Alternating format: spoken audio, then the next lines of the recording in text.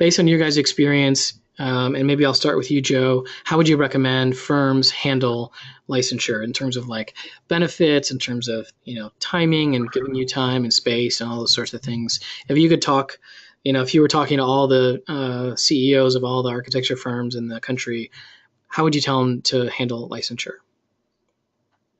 Yeah, I think kind of the big thing is giving time off, even if it's just the 4 hours for the exam, for candidates to go out and test, just so you're not having to schedule on a weekend or use your own PTO to do it.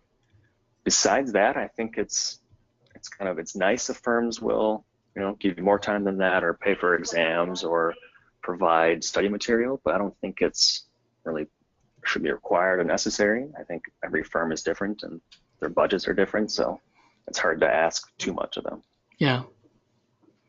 Kate, how about yourself?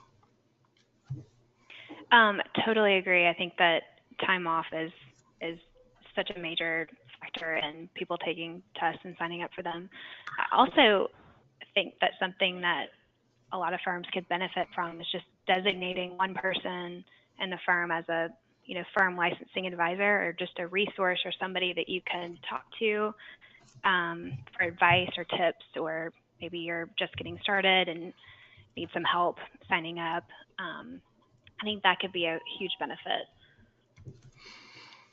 Yeah, I just learned about this, that now there are firm licensing advisors that are taking, that are in many architecture firms. I don't know that I ever encountered one when I was practicing.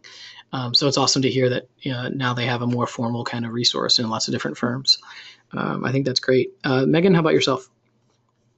I think the time off was key. I know my firm's kind of against the rule with the 2 days off, but having the day off to take the test, at least then you can usually schedule them in the morning and then have some time to just like decompress, because it's so key. Like, you leave that test, and I did it twice where I took the test and then came back into work that afternoon, and it was just impossible. Like, I was worthless. Like, I should have just stayed home, because you're so, I don't know, like the stresses of taking the test.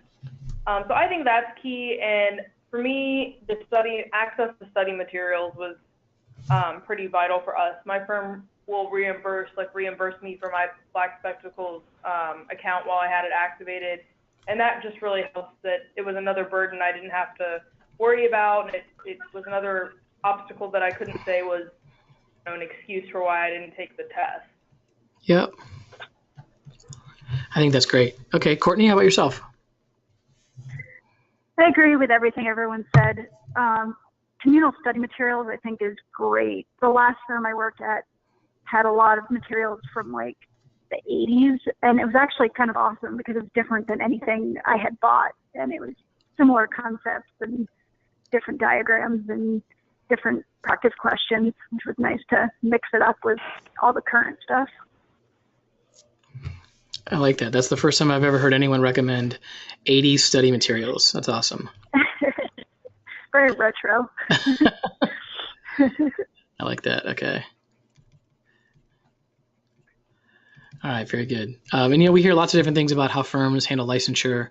I think one of the key points here, though, is I think maybe if you're a aspiring architect who's maybe looking for your next position, or you're